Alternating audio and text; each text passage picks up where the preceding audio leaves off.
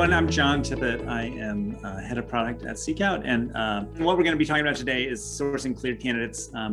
Obviously, that's one of the more challenging areas of recruiting, so we want to make sure that you understand the capabilities that SeekOut has in that area.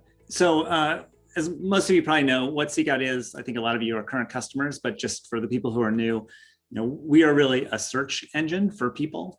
Our goal is to help you find hard to find talent and diverse talent for any kind of role you need. And we do that by aggregating as much information from the public domain about candidates and then making that accessible via search in lots of different ways so you can find the right candidates.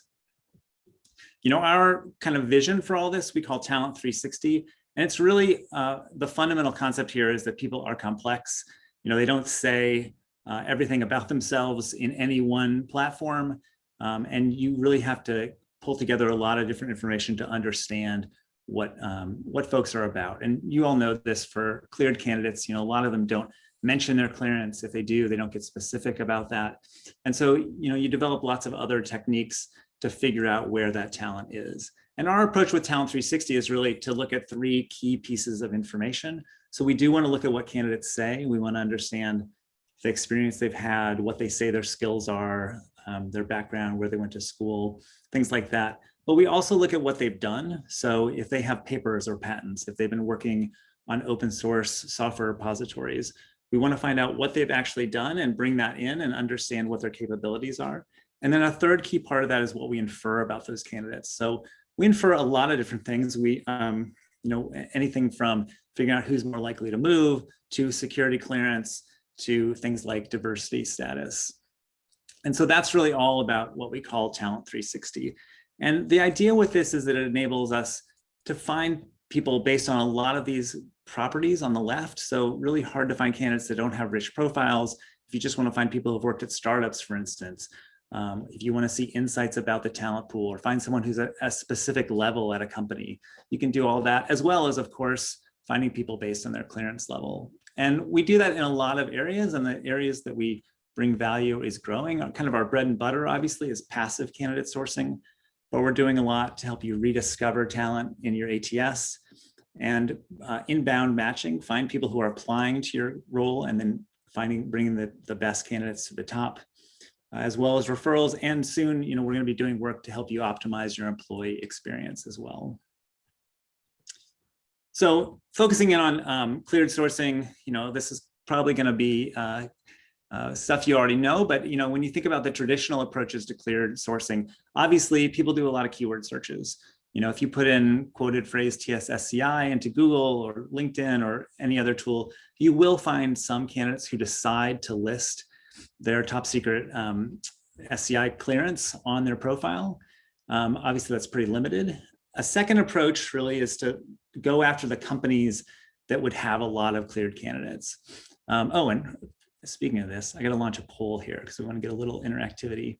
So if you can, please answer these three questions. So we want to know approximately how many companies in the US employ cleared candidates.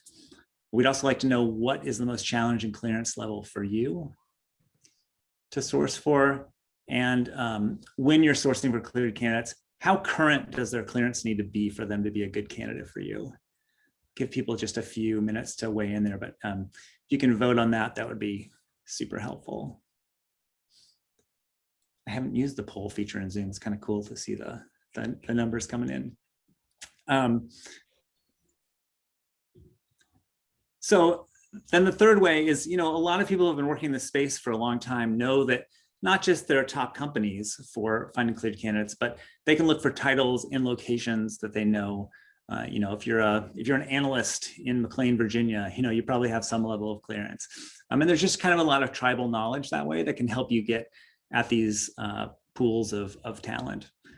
So SeekOut's approach is pretty different. Like with all of our information, all of our search capabilities, we try to really go deep with our analysis of profiles and analysis of external data. So like one example of that is, we pull in all of the startup funding information so that you can use our power filters to find people who have worked at startups at different levels, whether they're early stage, mid stage, or others. That's not information you're going to find directly on someone's profile, but because we've pulled in additional sources, you can do that with startups.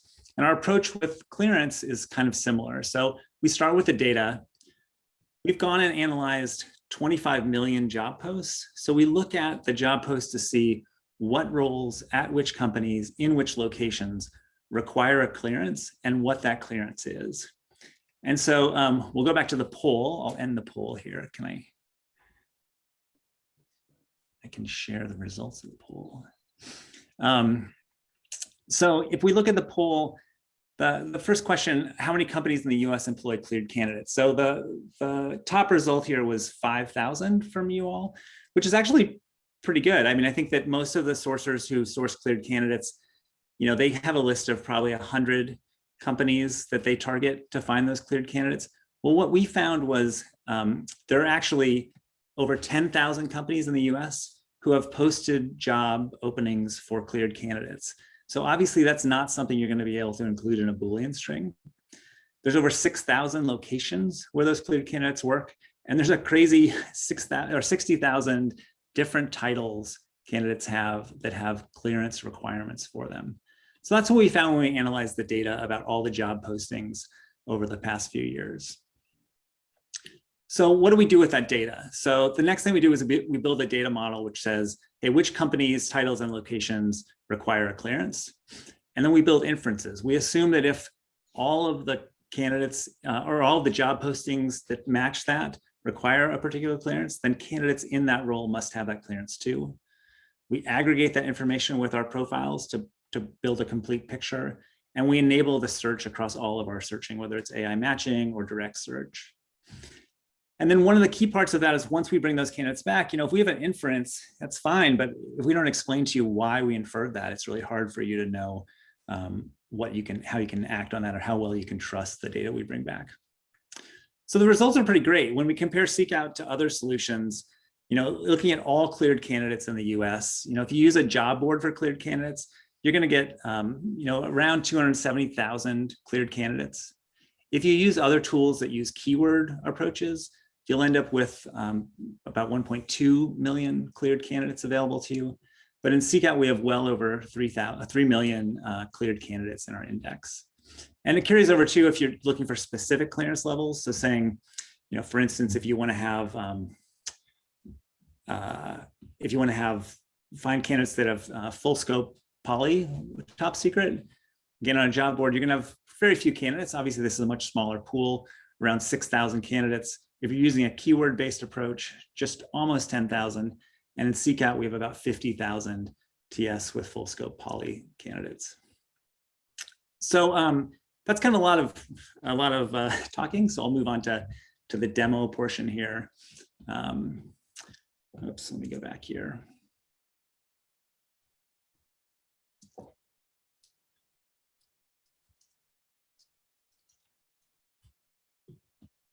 You can see my messy desktop. So as all of you know, this is the SeekOut dashboard. I'm going to jump directly into search. And we'll do a couple examples. So I want to show you the difference between SeekOut's approach and kind of a typical Boolean search approach. As most of you know, SeekOut has a really rich Boolean language. So you can do searches like this where you'd say TS or top secret and SCI. So let's say we take that approach. You've got about 90,000 candidates that match that search. So not terrible. But this is only looking for keywords, and we miss out on that key part, which is inferences about a candidate. So we get 90,000 candidates with this approach. Instead, let's go into power filters with SeekOut. So power filters are a way that you can focus on really rich, complicated searches with just one click. So in software development, we have power filters for specific technologies people have worked on. A good example I always like to talk about here is, full stack developer. There are not a lot of developers who call themselves full stack developers, but what that really means is they have experience with backend technologies, front end, maybe database or middleware technologies. So we've built a very complicated search that gets at that, but you just check full stack developer and you get there. Similar with security clearance, we expose all this information that we've analyzed from the job descriptions and inferred about candidates. So we had about 90,000 candidates that came back if we did the Boolean search, If instead I choose the TS-SCI filter within SeekOut, you get 700,000 candidates. So you can see the difference there, which just orders of magnitude more candidates coming back from our inference-based approach. Okay, so let's look at a specific example. So I'm going to go into our filters. I'm going to search for, say, mechanical engineer. And I'll go to power. We've got 110,000 candidates. I'll go back to those security clearances, and I'll search for that TS-SCI clearance. So instantly you're going to find the results, the candidates that are mechanical engineers and have TS-SCI clearance. With SeekOut, we'll always show you the results, including these rich 360-degree profiles where we pull in what they've said, what they've done, and everything about the candidate. But in addition to looking at specific candidates, you can click on People Insights to understand the overall talent pool. So this now is the aggregate view of those mechanical engineers with TS-SCI clearance. You can see where they live. You can see the companies that employ them, kinds of titles they have, representation within that group of candidates. If we want to, we could narrow down. Let's say we want to focus on the LA area. So this is now, because I clicked on that, it's going to show me the aggregate data about TS-SCI cleared candidates who are mechanical engineers in LA. And of course, I can jump over and see the individual candidates themselves. And those are going to come back from here. We're going to show you why they have clearance. So if they put in here in the key matches, if you see just normal text there, that means they've actually listed it on their profile. So less advanced techniques might return a candidate like that. But as you scroll down and find more of these candidates, we're going to explain to you with this symbol, these 4 dots that have one missing connection. If you mouse over that, we're going to explain why we think, in this case, Michael has TS-SCI clearance. He works at Virgin Orbit, and a TS-SCI clearance is usually required for that job.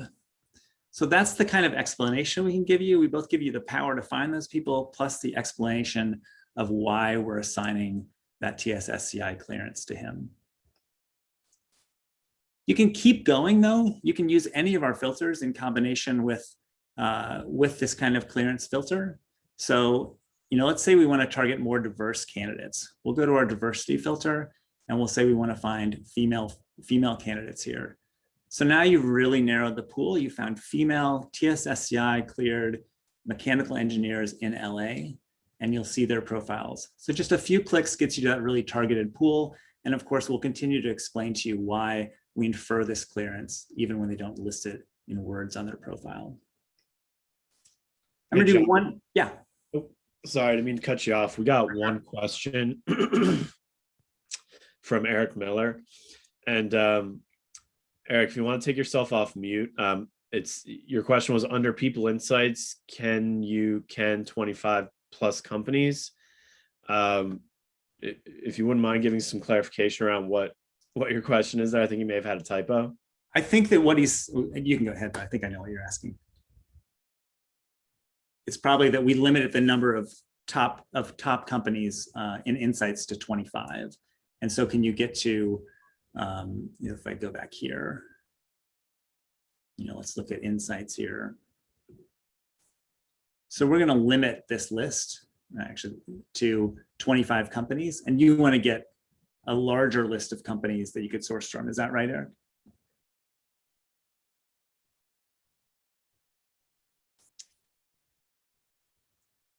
I think that's probably it. I can't hear you. I mean, that is the question. Yes. Yeah. Because if we have 10,000 we're looking at, it would be greater if we could look at 50 in that snapshot, not just 25. That's it. 50 in the Insights. That is actually something we can enable. It's a little bit of custom work on our side, but I would reach out to your customer success manager, if that's Michael or Skylar or any of our other CSM folks, and we can talk to you about options there. That limitation is not a hard technical limit, so there are some things we can do there. Good question, though. I think these insights, as people sort of dig into them, they want to get more and more data pulled out of that, and in some of those areas, our default implementation is a little bit superficial. Just as an aside on that, we're doing a lot of work on insights overall to be able to do more comparative insights and richer visualizations of data that'll be coming out very soon. And John, we do have one other question, I believe, Yeah. from Joy. Joy, I've put you off mute if you'd like to ask your question.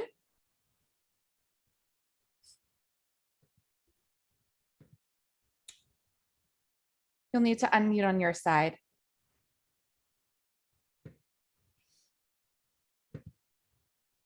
Oh, she's all set. She just chatted in. Great. Okay, perfect. I'm going to do one more quick search, and then if you have questions or want to see specific searches, I'm happy to kind of go through those live as well. It's more interesting, obviously, to use searches that are really relevant to your work. But I just want to highlight again the way that our power filters work and how you can combine them. So you can use clearance filters. Let's say we want to do, secret clearance, and combine. Let's find a technical role, like say, let's say we want to do speech and natural language. So you can combine these filters together or any of our other filters. There is one limitation though. These power filters are really complex and taxing on our search engine. So we do limit them to 3 power filters at a time. We're working on solutions to allow more complex combinations of power filters, but that is one limitation you kind of have to live with for the time being. But if I put in this, I'm trying to find speech and natural language as well as secret clearance, we're gonna instantly go and pull back the candidates that match both. You can see, we'll tell you why they have the clearance we think they do. And of course, they're gonna match the other information we searched for, which was speech and natural language. And then you could narrow that down further, if you wanted to know somebody who maybe specifically knew about financial systems, you could say, I want to narrow by finance. And then if you wanted to get even more confusing or more complicated, you could do years of experience. I want to make sure they have at least 4 years of experience. And you can start to see how you can combine all of our filters, including these cleared filters, to find the candidates that you need. So those are my 3 examples I wanted to run through in the demo, but if there are specific questions you have or want to walk through other examples, we'd love to hear them.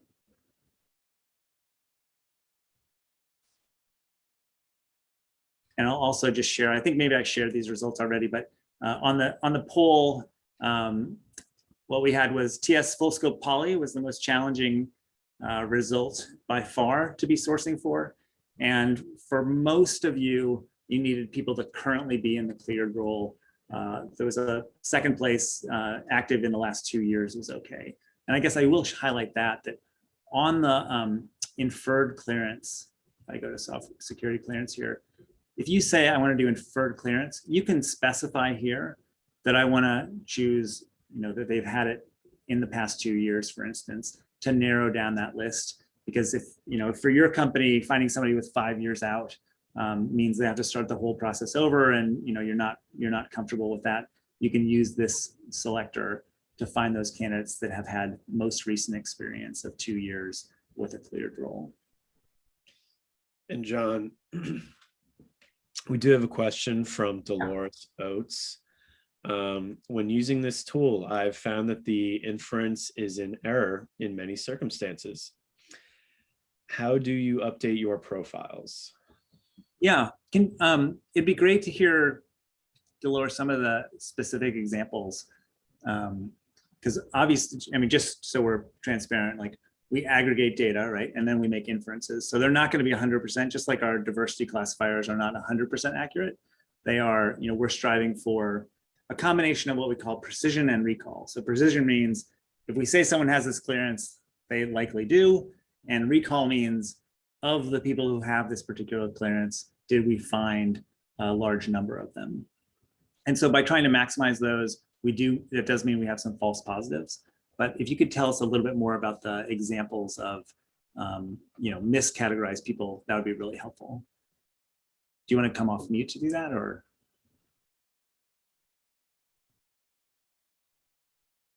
She said, sure. So Dolores, if you want to take yourself off mute. While Dolores is doing that too, we did roll out a feature pretty recently that you'll see on the profiles here that you can click that. And you can give feedback if you see either, clearance mismatch or anything else where we've incorrectly provided data. This is really helpful for us for two reasons. One, we can fix those individual profiles, but even more for us, it helps us by getting a large amount of data to be able to figure out where we need to invest more and where we may have quality issues. But go ahead, Dolores. Yeah, I was just going to tell you guys that I work primarily in the cleared space, particularly in the TSSCI community. And so I've been doing a lot of the searches and, relating those back to LinkedIn, which is where you have pulled a lot of your data. And I contacted the candidates and have found that I would say probably 5 to 10% don't have the clearance level that the inferences have made. So I didn't know how you updated your profile so that in the future you could exclude those candidates from searches. But I see now you've added your tool in order to accommodate that. Yeah, and just to be again as transparent as possible, like 5 to 10% mismatch is probably within the realm of, like I'm not super disappointed with a 5% mismatch. I mean, 10% is getting sort of high, but I do think with the kind of inferences we're doing, they're not going to be perfect. And obviously that makes your job harder and that pains us. But we're pretty happy with 95-ish% precision because that means we're probably not missing lots of people. The example I always use is that if we just want to bring back one person who matches your search, that's very easy to do. But of course we would be missing, hundreds of others. And so we would rather bring back, 100 and have 5 of them be wrong than have you miss those 95. Well, if I can update the profiles now that you have that possibility, then what I'll do is I'll just update the profiles if for some reason there is an error, and that way you can have more accurate data. That is super helpful. And just also on transparency there, we don't update them immediately when you tag them, but then we add them to our process where as we're rebuilding and updating our indexes, that process takes a little while. So don't expect to tag that and then have it change immediately, but that comes into our engineering team and then they rebuild the models based on that.